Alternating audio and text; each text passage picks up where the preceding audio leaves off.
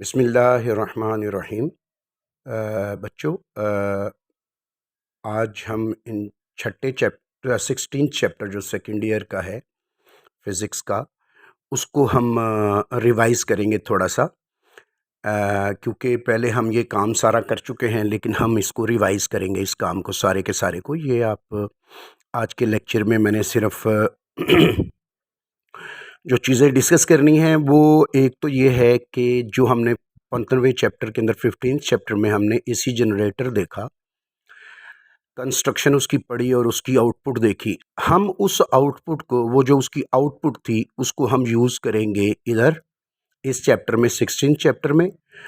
और फिर हम कुछ वेव की प्रॉपर्टीज़ पढ़ेंगे, फिर हम फेज़र वेक्टर की बात करेंगे, और फिर हम जनाब phase lead and phase lag की बात करेंगे इस लेक्चर में। तो वैसे तो हम ये लेक्चर चीज़ें पढ़ चुके हैं, लेकिन मैं ज़रा ये चाह रहा हूँ कि आपको ना ये चीज़ें थोड़ी रिवाइज़ भी करवा दूँ। तो आज का ये लेक्चर आपके सामने है सारा, ये हम रिवाइज़ करेंगे। ठीक है जी। तो चलिए, सबसे पहले हम इस चैप्टर की जो जहाँ से हमने स्टार्ट करना है उसको देखते हैं।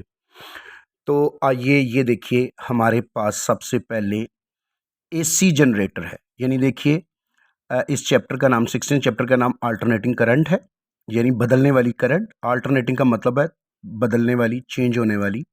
ये वो करंट है जो चेंज होती है।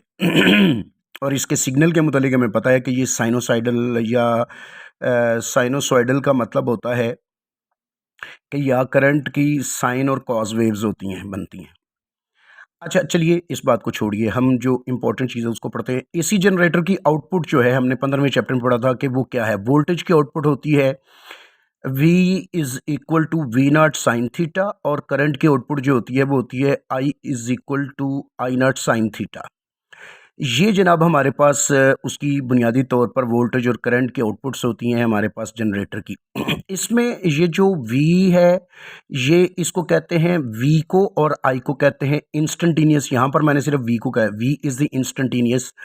तो ये जो V वोल्टेज है, ये इंस्टेंटेनियस वैल्यू है, और ये जो V नॉट है, ये उसकी मैक्सिमम वैल्यू, जिसको एम्पलीट्यूड भी कहते हैं, वेव का एम्पलीट्यूड है। और इसको ये वी नॉट मैक्सिमम वैल्यू है, या इसको पीक वैल्यू भी कहते हैं। चलिए इसकी बात हम करते हैं। इसी तरह करंट की ये वाली आई है, ये इसको इंस्टेंटेनियस कहते हैं और इसको पीक वैल्यू कहते हैं। ये आई नॉट को पीक वैल्यू कहते हैं। और ये साइन, क्योंकि पीक वैल्यू के साथ मल्टीप्लाई हो रहा है, तो ये पीक वैल्यू को साइन चेंज करके बढ़ाता कम करता है। साइन जो फंक्शन है, ये वी नॉट को, यानी जो पीक वैल्यू होती है, आई नॉट पीक वैल्यू होती है, इनको चेंज करके तो इनकी वैल्यूज़ जो है 0 और 1 के अंदर वेरी करवाता है। ठीक है जी। तो ये सिंपल हमारे पास ये बात है। अच्छा जी, अब ये बात हो गई कि जिस तरह के आई नॉट को आई पीक भी कहते हैं और वी नॉट को वी पीक कहते हैं, इसलिए कि ये फ़र्ज़ करें वोल्टेज या करंट की ये वेव है सपोज़, तो ये वाली वैल्यू और ये वाली वैल्यू जो है ना, ये पीक वैल्यूज़ होती हैं। इनको वी पी या आई पी कहते हैं। ठीक है ना। हाँ, ये पॉजिटिव पीक है, ये नेगेटिव पीक है। ठीक है जी, ये दो पीक्स हैं, ये पॉजिटिव पीक है और ये नेगेटिव पीक है। तो बुनियादी तौर पर ये जो वी पीक वैल्यू है, ये ऊपर भी होती है और नीचे भी होती है। अगर हम इन दोनों को ऐड करें, सिंपली इनके मैग्नीट्यूड्स ऐड करें, इनके नेगेटिव साइंस के अलावा, मतलब इसका मैग्नीट्यूड जो है और इसका मैग्नीट्यूड जो है, जस्ट इनको ऐड करें, यानी V P plus V P, ऊपर वाली पीक और नीचे वाली पीक, तो टोटल हमारे पास वी पी पी डबल, यानी इसको पीक टू पीक वैल्यू कहते हैं। और ये हमेशा ही बराबर होती है 2Vp के। लेकिन ये तब 2Vp के बराबर होती है जब दोनों पीक्स, ये वाली पीक और ये वाली पीक, आपस में बराबर होते हैं। कई दफ़ा जनरेटर के अंदर ये वाली पीक और ये वाली पीक बराबर नहीं होती है, लेकिन हम आइडियल केस में ये कंसीडर कर लेते हैं कि ये वाली पीक और ये वाली पीक बराबर हैं। सो इस वजह से फिर VPP जो होता है, यानी V पीक टू पीक जो होती है, वो V peak plus V peak के बराबर होती है, और ये होता है 2Vp। इसी तरह करंट के मामले में है कि IPP is equal to IP plus IP is equal to 2IP।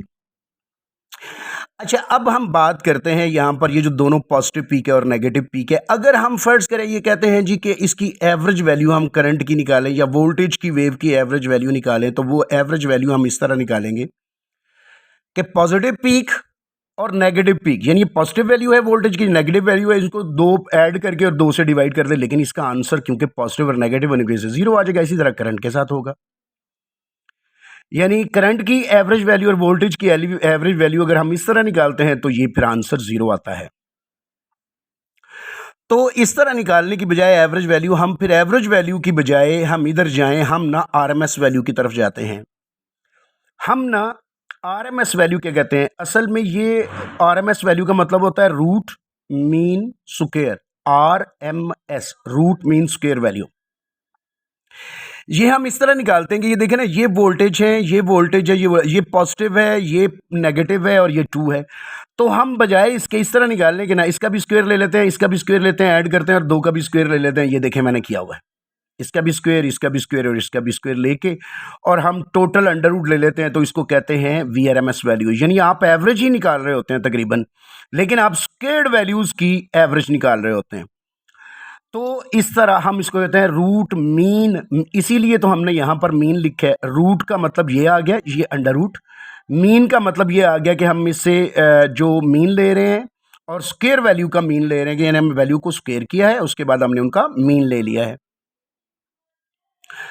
ठीक है जी, तो इस तरह हमने ये जो सारी चीज़ें थी इनके हमने स्क्वायर ले लिए। अच्छा जी, और अंडर रूट ले लिया। अच्छा, अलग-अलग से स्क्वायर लेने, इकट्ठा स्क्वायर नहीं लिया हमने, वी का अलग स्क्वायर लिया, वीपी का नेगेटिव का अलग, पॉजिटिव का अलग।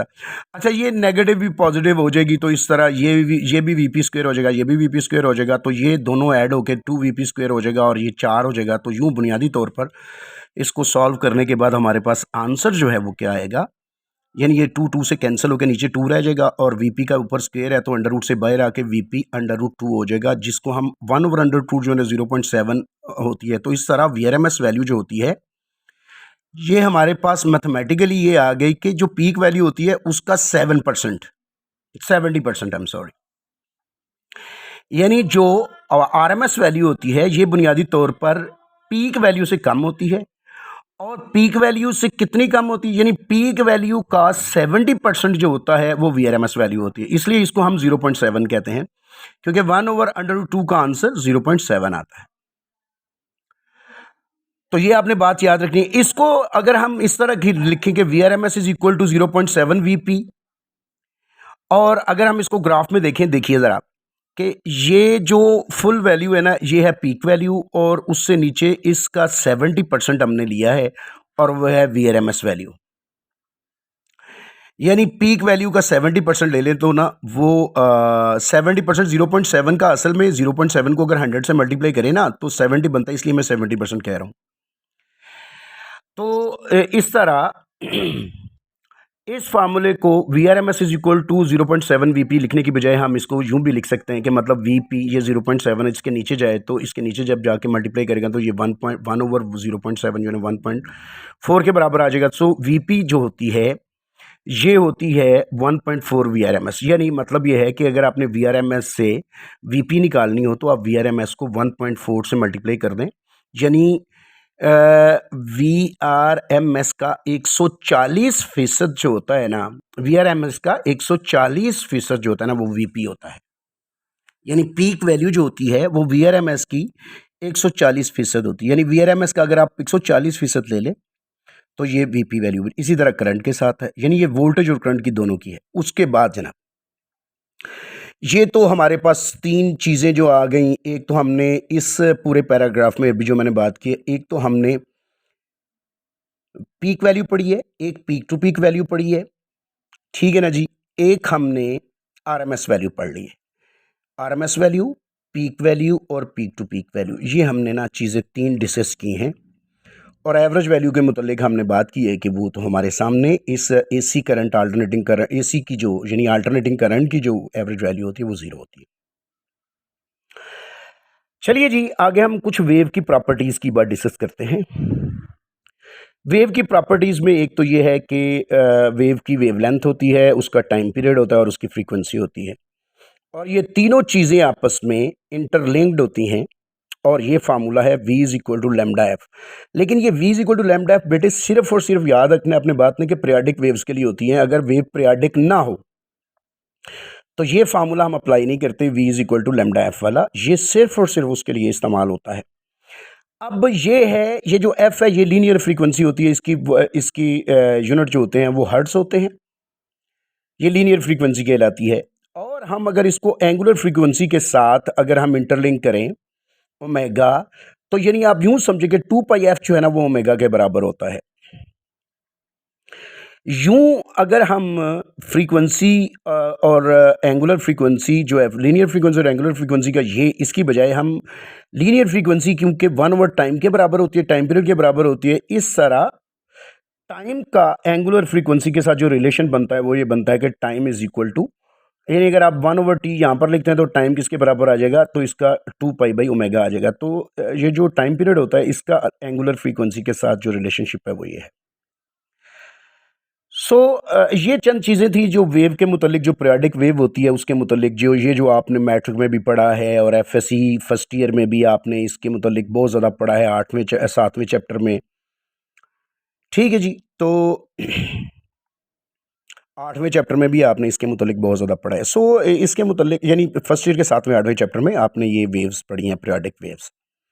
और पीरियाडिक वेव इसलिए ज़्यादा डिस्कस करते हैं क्योंकि पीरियाडिक वेव जो है ना वो इजी टू अंडरस्टैंड होती हैं, और इसलिए हम सिर्फ पीरियाडिक वेव की बात करते हैं। तो पहले हम एक्सपर्ट हो जाएं पीरियाडिक वेव में, इसके बाद फिर जो नॉन पीरियाडिक वेव्स होती हैं उनमें फिर हम काम करेंगे और देखेंगे कि वो उनका मैथमेटिक्स कैसे बनाया जा सकता है। चलिए जी।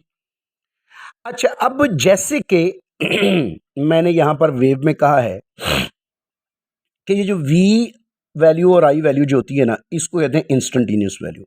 अगर ये v और i इंस्टेंटेनियस वैल्यूज है ना, यानी टाइम के साथ या एंगल के साथ चेंज होती हैं। अब देखें, टाइम के साथ या एंगल के साथ चेंज होने का मतलब पता क्या है? बुनियादी तौर पर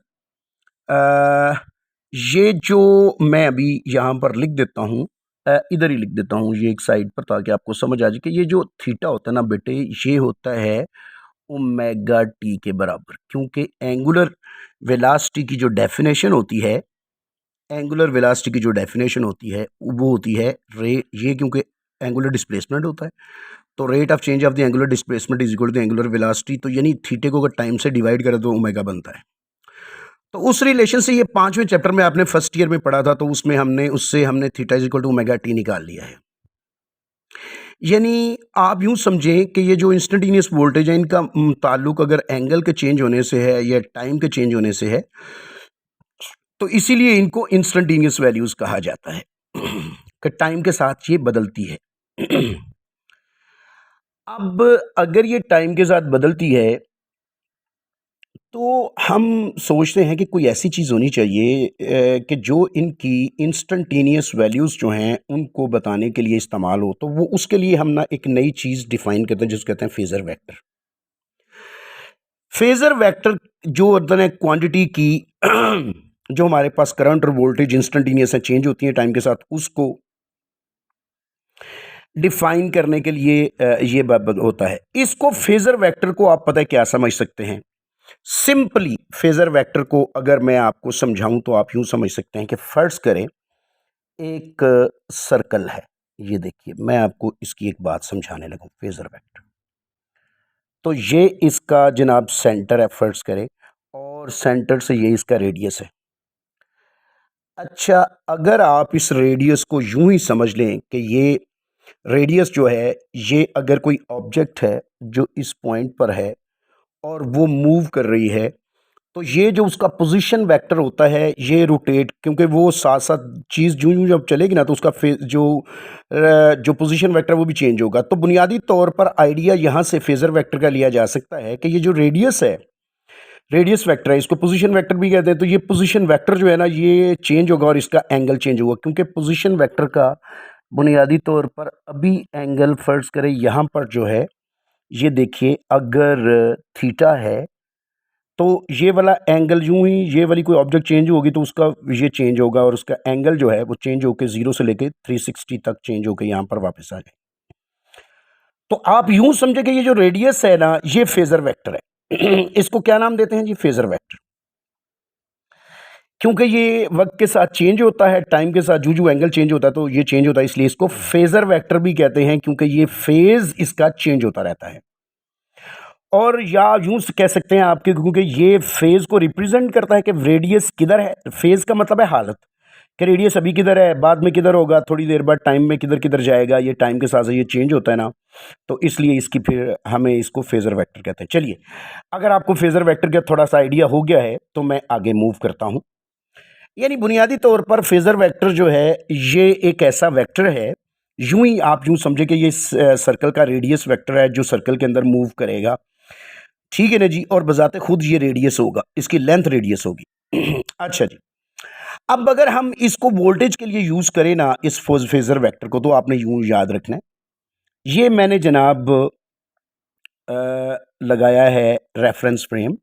इसका वाई एक्सिस जो है हमारी इंस्टेंटेनियस क्वांटिटी है, आई हो सकता है या वी हो सकता है, वोल्टेज हो सकती है इंस्टेंटेनियस वोल्टेज, या इंस्टेंटेनियस करंट हो सकती है, और दूसरा एंगल जो है वो थीटा है, क्योंकि थीटे के साथ इसने फेज़र वेक्टर ने चेंज होना है। अब याद रखना है कि ये वही वाला फेज़र वेक्टर है जो सर्कल में यूं मूव करने लगा है ऑब्जेक्ट के साथ साथ। तो आपने यूं ही समझना है कि ये वाला फेज़र वेक्टर यहां से लेके यहां तक फेज़र वेक्टर की जो लेंथ है ना, ये इसकी जो पीक वैल्यू है उसकी वैल्यू देता है। दोबारा समझे, ये फेज़र वेक्टर की जो लेंथ है ना, यहां से लेके यहां तक, इसका जो मैग्नीट्यूड होता है ना, ये मैग्नीट्यूड होता है पीक वैल्यू का, यहां से लेके यहां तक पीक वैल्यू। और ये वाला इसका जो है एंगल होता है, ठीक है जी, थीटा एंगल है। और अब अगर हम यहां से इसकी टिप से परपेंडिकुलर ड्रॉप करें वी पर, क्योंकि ये वी एक्सिस है ना, तो वी पर अगर हम परपेंडिकुलर ड्रॉप करें तो ये जो आता है, ये वाला जो कंपोनेंट आता है, ये वाला होता है इंस्टेंटेनियस वैल्यू। उसकी रीज़न मैं आपको बताता हूँ कि अगर ये वाला एंगल थीटा है, थोड़ी सी कॉमन सेंस से काम करते हैं फिर ज़्यादा बात समझ आएगी, ये भी थीटा ही होगा। तो बुनियादी तौर पर जब मैंने यहाँ से परपेंडिकुलर ड्रॉप किया है तो ये जो वेक्टर होगा, अगर फर्ज करिए कोई वेक्टर है, उस वेक्टर का ये वाला y कंपोनेंट होगा, और अगर यहाँ से इधर परपेंडिकुलर ड्रॉप होगा तो ये x कंपोनेंट होगा। तो बुनियादी तौर पर अगर ये v है ना, ये vp है, तो ये होगा vp साइन, या ये v0 है तो ये होगा v0 साइन, क्योंकि थीटे के सामने क्या होता है साइन, तो ये v0 साइन है। तो ये बुनियादी तौर पर, क्योंकि ये जो v होता है ये v0 साइन के बराबर होता है, तो इसका मतलब ये हुआ कि ये, इसको आप प्रोजेक्शन भी कह सकते हैं फेज़र वेक्टर का। ये y प्रोजेक्शन जो होता है ना, ये उसकी इंस्टेंटेनियस वैल्यू होती है वोल्टेज की। यानी वेक्टर ये जो है, इस फेज़र वेक्टर की जो लेंथ होती है ये वोल्टेज की पीक वैल्यू देती है, और उसका ये वाला यहाँ से लेके जब परपेंडिकुलर ड्रॉप करते हैं यहाँ पर, ये जो वैल्यू होती है, ये वाली वैल्यू उसकी इंस्टेंटेनियस वैल्यू की बात कर रही होती है। यानी वेक्टर जूं जूं ये इधर आएगा, नीचे आएगा, मैं आपको इसकी एग्जांपल से समझा देता हूँ, आपने ध्यान से देखना है। अगर फर्ज करें ये वेक्टर यहाँ पर होता, क्योंकि इसने रोटेट करना है ना, तो जब इसने अगर रोटेट करना है तो इससे इसकी वैल्यू अगर यहाँ से y के ऊपर परपेंडिकुलर ड्रॉप करें, तो जब ये फेज़र वेक्टर इतने एंगल पर होगा तो फिर v की वैल्यू यहाँ से लेके यहाँ तक होगी। जब ये वेक्टर मूव करके ऊपर आएगा, एंगल ज़्यादा बढ़ेगा, तो इसकी वैल्यू जो है ना वो ये है, क्योंकि सीधी सी बात समझ आ रही है, एंगल के ज़्यादा होने से v की वैल्यू ज़्यादा होगी, क्योंकि साइन थीटा है ना, तो एंगल ज़्यादा होगा तो साइन थीटा की वैल्यू ज़्यादा होगी, तो इस तरह v की वैल्यू ज़्यादा होगी। तो यूं जो फेज़र वेक्टर है उसकी इंस्टेंटेनियस वैल्यू वोल्टेज की इंस्टेंटेनियस वैल्यू देगी, और उसकी जो अपनी लेंथ होगी वो उसकी पीक वैल्यू देगी। ये आपने याद रखना है। और ये फेज़र वेक्टर करंट और वोल्टेज के लिए लिया जा सकता है। लेकिन इसमें एक कन्फ्यूजन लोगों में पैदा होती है, जो मैंने देखी है कुछ लोगों में, वो ये समझते हैं, क्योंकि वो आई डोंट नो कि क्यों ऐसा करते हैं, उनको फिज़िक्स का बेसिक आइडिया नहीं होता जो फिज़िक्स में, इस वजह से वैसे करते हैं कि वो कंफ्यूज करते हैं कि ये वोल्टेज जो है ये वेक्टर क्वांटिटी ले ली है। अगर आपको कोई बंदा ऐसी बात कहता हुआ नजर आए कि वोल्टेज, इसको हमने वोल्टेज ले लिया और ये वोल्टेज का वेक्टर बन गया है, तो ये गलत बात है। वोल्टेज एक स्केलर क्वांटिटी है, फेजर वेक्टर का y कंपोनेंट जो है वो वोल्टेज की इंस्टेंटेनियस वैल्यू होती है, यानी v नॉट साइन थीटा होता है, ठीक है ना, और उसका जो अपनी लेंथ होती है वो उसकी पीक वैल्यू होती है फेजर वेक्टर की। तो फेजर वेक्टर को वोल्टेज के साथ कंफ्यूज ना किया जाए, यानी phasor vector just used to represent the voltage. So don't confuse this phasor vector with the voltage vector. खुदा ना खास्ता कोई बंदा इसे वोल्टेज वेक्टर कह दे। सो वोल्टेज जो है ये स्केलर क्वांटिटी है, इसको इसके साथ सिर्फ फेजर वेक्टर की करेक्टरिस्टिक को हमने यूज किया है वोल्टेज और करंट की इंस्टेंटेनियस वैल्यू को रिप्रेजेंट करने के लिए। So this is just a representation, so don't confuse it with the voltage, ठीक है ना। फेजर वेक्टर को वोल्टेज और करंट के साथ कंफ्यूज नहीं करना। करंट को रिप्रेजेंट करता है, वोल्टेज को रिप्रेजेंट करता है, लेकिन वोल्टेज और करंट वेक्टर नहीं होती। हाँ, ये फेजर वेक्टर है, ये वेक्टर है, but voltage and currents are not vectors. चलिए जी, अब हम बात कर लेते हैं थोड़ी सी बात अंडरस्टैंड करने के लिए। तो फेजर वेक्टर की रिप्रेजेंटेशन मैंने कहा कि करंट और वोल्टेज क्योंकि इंस्टेंटेनियस वैल्यूज होती हैं तो उसको फेजर वेक्टर से रिप्रेजेंट किया जा सकता है। नो, हम बात कर लेते हैं वेव के फेज की। अगर हम ये फर्ज करें मैंने एक वेव लगाई है और मैंने इसके बगैर लगाई है, ये जो रेफरेंस होता है ना, इस लाइन के बगैर मैंने ये वेव लगाई है। आपने दो चीज़ें समझनी है। एक होती है इस एक्सिस के ऊपर एंगल अगर मैं लगा दूं, जिस तरह के मैंने ये डायग्राम बनाई है, ये वोल्टेज की को रिप्रेजेंट करता है और ये एंगल को रिप्रेजेंट करता है। तो अगर मैं ये स्केलिंग कर दूं इसकी, ये जो थीटा एक्सिस है इसकी मैं स्केलिंग कर दूं, तो ये एंगल यहाँ पर फर्स्ट करें मैंने कहा ये 0 है, यहाँ पर 90 है, यहाँ पर 180 है, यहाँ पर 70 है, यहाँ पर 60 है। तो ये जस्ट स्केलिंग है, दिस इज जस्ट स्केलिंग। अब इस वेव को आपने जब इधर रखा हुआ था, इधर रखा हुआ था, अब आपने गौर करना है, इस वेव को मैंने ना इस यहाँ पर फिट किया, इस वेव को इस क्यू एक्सिस के ऊपर यहाँ पर फिट किया। तो मेरे पास इस वेव को मैंने यहाँ से उठा के इधर रख दिया। अब आप गौर करें कि जब वेव को इधर मैंने फिट किया हुआ था तो वेव का ये एंगल क्या था, 0। ये वाला यहाँ पर एंगल क्या रिप्रेजेंट हो रहा था, 90। ये 180 हो रहा था, यहाँ पर 270 हो रहा था और यहाँ पर 360 हो रहा था। तो ये जो एंगल्स मैंने अभी फिक्स किए हैं, इनको आपने जहन में रखना है कि these are the fixed angles of the wave, के हमेशा इस पॉइंट का जो नीचे से ऊपर की तरफ जा रहा है उसका एंगल 0 होता है, वो जो ऊपर की तरफ पीक होती है इसका 90 होता है, जो नीचे की तरफ पीक होती है 270 होता है। यानी नीचे की तरफ यूं अगर इसको आप बना के दिखाएं, मेरे पास इतना टाइम नहीं है कि मैं इसको बहुत ज़्यादा डिटेल में बताऊं, सो इसको बहुत ज़्यादा डिटेल में बताया जा सकता है कि वेव क्योंकि यूं के यूं इधर आ रही होती है, ये इसकी डायरेक्शन होती है। सो हम वेव का कोई भी टुकड़ा हमारे पास हो तो इसके वेव की ये जो डायरेक्शन मैंने ऊपर लगाई है, ये जो वेक्टर्स ऊपर ये जो एरोहेड लगाए हुए हैं, ये इससे हमें पता चल जाएगा कि वेव का कौन सा पार्ट किस फेज पर होता है। अब आपने एक बात फिक्स दिमाग में रखनी है कि हमेशा जो वेव का क्रस्ट होता है इसका 90 एंगल होता है, जो ट्रफ होता है इसका 270 एंगल होता है। वो पॉइंट जिसका जो कि ऊपर की तरफ मूव कर रहा होता है, उसके बाद ऊपर की तरफ मूव करेगा उसका एंगल 0 होता है। वो पॉइंट जो ऊपर से नीचे की तरफ आ रहा होता है उसका एंगल 180 होता है। और वो पॉइंट जो कि नीचे से ऊपर की तरफ आ रहा होता है, यानी वेव का ये पॉइंट देखे ना, यहाँ से वेव नीचे से ऊपर की तरफ जा रही है, ठीक है। तो इसका पॉइंट होगा, इसका फेज होगा 360। यूँ समझे कि इस वेव के ऊपर मैंने 5 पॉइंट आपको बताए हैं और 5 पॉइंट जो है ना वेव के, इनका आपने ज़हन में रखना है कि इस पॉइंट का एंगल 0 होता है, इस पॉइंट का एंगल 90 होता है, इस पॉइंट का एंगल 180 होता है, इसका 270 होता है, इसका 360 होता है। ये अपने जहन में रखना है, ये वाले फिक्स हैं कि वेव जो है ऐसी होती है। लेकिन अगर हम इसी वेव को अब फिट करते हैं, अब आपने जहन में बात रखनी है, ये जो मैंने पॉइंट्स लगाए ना, these are known as the phases of the wave. तो ये हम पढ़ रहे थे फेज ऑफ वेव। तो ये ना वेव का फेज है, यानी वेव का ये पॉइंट जहां पर भी होगा ना, आपने इसका एंगल क्या कहना है, 90 डिग्री है। यानी मतलब ये वेव देखिए ना, इसका ये वाला पॉइंट 90 पर है, इसका ये वाला पॉइंट 270 पर है। तो हमेशा ही आपने ये बताना, क्योंकि ये पीक डाउन है, ये पीक अप है, यानी आप यूं कह सकते हैं कि ये क्रस्ट है और ये ट्रफ है, तो ट्रफ का एंगल जो होता है वो 270 होता है, क्रस्ट का एंगल जो है ना वो हमेशा 90 होता है। ये बातें आपने फिक्स, मैंने आपको एंगल बता दी जो अपने ज़हन में रखने हैं। अब ये हमने बेशक ये वाले एंगल हमने लगाए हैं इस रेफरेंस लाइन के लिहाज से ना लगाए हैं, लेकिन ये फिक्स है, ये चेंज नहीं होते, ये जेन में रखना है आपने, ये फिक्स है, यानी ये वाला टॉप हमेशा 90 होगा। अब आप ज़रा इसके बात पर आ जाएं। हम बात ये मैं इसलिए कह रहा हूँ कि हमने ना लैग और लीडिंग की बात समझनी है कि किस तरह वेव कौन दो वेव्स अगर इकट्ठी आ जाए तो वो किस तरह लीड और लैग करते। तो इधर आ जाए हम।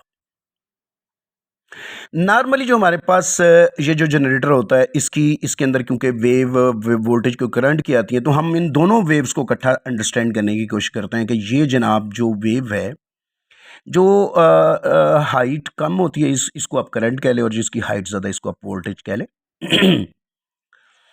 तो बुनियादी तौर पर जब वेव जनरेटर से निकलती है तो क्योंकि ये जहाँ जब वोल्टेज ज़ीरो होते हैं करंट भी ज़ीरो होती है, लेकिन यहाँ पर मैंने कुछ उल्टा काम किया है कि वोल्टेज मैक्सिमम है जबकि करंट ज़ीरो है। अगर ऐसी सिचुएशन पैदा हो जाए, ठीक है जी, अब आपको पता है, ये पहले वोल्टेज वेव की बात कर लेते हैं। ये देखिए ज़रा वोल्टेज वेव की बात करते हैं। वोल्टेज का ये वाला पॉइंट, क्योंकि ये अगर हम वोल्टेज वेव देखें, ये वाली वोल्टेज वेव है, तो आप देखिए कि वोल्टेज वेव जो है इसका ये वाला पॉइंट जो है बुनियादी तौर पर इस एक्सिस के ऊपर एंगल ज़ीरो है, यानी ज़ीरो के ऊपर इस वेव का, क्योंकि यहाँ से करंट वेव स्टार्ट हो रही है तो इसका एंगल तो ज़ीरो ही है, और इस वेव का एंगल 90 है इसके लिहाज से ये वाला जो, तो हम यूं कहेंगे कि इस किसी भी पॉइंट पर इस लाइन के ऊपर चेक किया जा सकता है। तो मैं ज़ीरो पर ही चेक कर रहा हूँ, ज़्यादा इजी होता है ज़ीरो पर चेक करना आपके लिए, बाकी आप कहीं पर भी चेक कर सकते हैं। अच्छा जी, इस पॉइंट के ऊपर जो वोल्टेज का करंट का फेज है वो तो ज़ीरो है, क्योंकि करंट जो है ना वो यहीं से स्टार्ट हो रही है, ऊपर की तरफ जा रही है, और वोल्टेज की जो पीक है इसका एंगल जो है वो 90 है। अब हम फेज का डिफरेंस चेक करने लगे हैं। वोल्टेज और करंट में फेज का डिफरेंस कितना आ गया? पोटेंशियल जो फेज है वोल्टेज का वो है π/2 और आई का 0 है, तो इस तरह फेज डिफरेंस क्या आ गया? λ/2। तो एंगल ज़्यादा किसका है? वोल्टेज का, और कम किसका है? करंट का। इस तरह हम ये कहेंगे कि वोल्टेज जो है वो लीड कर रहे हैं, आगे जा रहे हैं क्योंकि इसका एंगल ज़्यादा है, और करंट जो है इसका वो क्योंकि एंगल कम है इसलिए ये पीछे जा रही है। सो इस तरह हम कहेंगे कि वोल्टेज इज लीडिंग आई, यानी आई को voltage V is leading I by lambda π/2, यानी वोल्टेज जो है वो आगे चल रहे हैं करंट से, कितने? π/2 से। और या इस फिगर को ऐसे भी कहा जा सकता है कि करंट इज लैगिंग, करंट पीछे रह रही है। लैग का मतलब होता है पीछे रहना, और लीड का मतलब है आगे निकलना। The current is lagging V, यानी वोल्टेज को करंट लैग कर रही है कितने एंगल से? π/2 से। अब इसी तरह आप इसके उलट लगा दें कि करंट जो है वो मैक्सिमम पर है और वोल्टेज जो है वो जीरो पर है, तो इस तरह करंट का फेज π/2 होगा और वोल्टेज का फेज जीरो होगा, तो इस तरह फेज डिफरेंस जो है π/2 का अगेन आ जाएगा।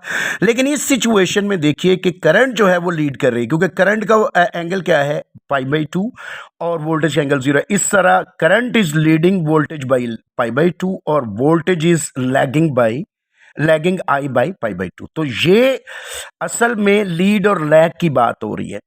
अगर फर्ज करें तीसरा केस जो हो सकता है वो यहाँ पर मैं बना के आपको दिखा देता हूँ जनाब, कि ये है और करंट वेव ये है और वोल्टेज वेव ये है, ठीक है ना जी। तो यूं दोनों करंट और वोल्टेज जो है वो ज़ीरो से स्टार्ट हो रहे हैं, तो इसका मतलब है ये सिचुएशन है इन फेज़ की, कि वोल्टेज और करंट दोनों इन फेज हैं, कि इसका फेज, करंट का फेज जो होगा PI जो होगा वो भी 0 डिग्री है, और फेज ऑफ V जो है वो भी 0 डिग्री है। तो इस तरह इनका फेज का डिफरेंस जो आएगा, जस्ट चेक के ये 0 आएगा। सो इस तरह इनमें फेज का डिफरेंस 0 होने की मतलब ये है कि ये इन फेज है, ठीक है जी। तो इस तरह हम वोल्टेज को सर्किट के अंदर चेक करेंगे कि कौन सी आगे जा रही है, कौन सी पीछे रह रही है, या दोनों इन फेज़ हैं, तो इस चीज़ को हम इसमें देखेंगे। ये था बेटे आज का लेक्चर, और मेरा ख्याल है कि आपको इसमें आसानी होगी, आप मेरी बातों को समझ गए। इसको बार बार सुनिए ताकि आपको कोई चीज़ कंफ्यूज ना कीजिएगा किसी चीज़ को। ध्यान से ज़रा मैंने कोशिश की है कि आपको चीज़ों को एलेबरेट करने की, but it is no your duty to understand the things. ठीक है ना? watch this video again and again, this lecture again and again to understand the things। और ये फंडामेंटल चीज़ें हैं जो मैंने आज एक्सप्लेन कर दी हैं। सो अगर आपको इन चीज़ों की समझ आ जाएगी तो नेक्स्ट इस चैप्टर का पूरी का समझ आ जाएगी। इसकी मैं अभी समरी बयान करता हूँ। पहले हमने सबसे कि वो जो जनरेटर की आउटपुट आती है वो हमने देखी, फिर हमने इस जो आउटपुट के अंदर जो वेरिएबल जो चीज़ें हैं उनको अंडरस्टैंड किया कि पीक वैल्यू क्या होती है, पीक टू पीक वैल्यू क्या होती है, एवरेज वैल्यू क्या होती है और आरएमएस वैल्यू क्या होती है, ये अंडरस्टैंड किया। उसके बाद हमने कुछ वेव की प्रॉपर्टीज़ पढ़ी हैं। उसके बाद हमने एक फेज़र वेक्टर बनाया है जो कि वोल्टेज और करंट की इंस्टेंटेनियस वैल्यूज़ को जो है वो एक्सप्लेन करता है। उसके बाद हमने फेज़ ऑफ वेव पढ़ा है और उसके बाद फाइनली हमने पढ़ा है कि फेज़ लीड और फेज़ लैग क्या होता है। यानी दो वेव्स जब मूव कर रही हों तो उनमें से लीडिंग कौन सी होती है, लैगिंग कौन सी होती है, या वो इन फेज़ हैं, दोनों सेम चल रही हैं। So this is all about this today's lecture. So thank you very much for listening. I will see you in the next lecture. So till then, let me go. Thank you very much. Allah Hafiz.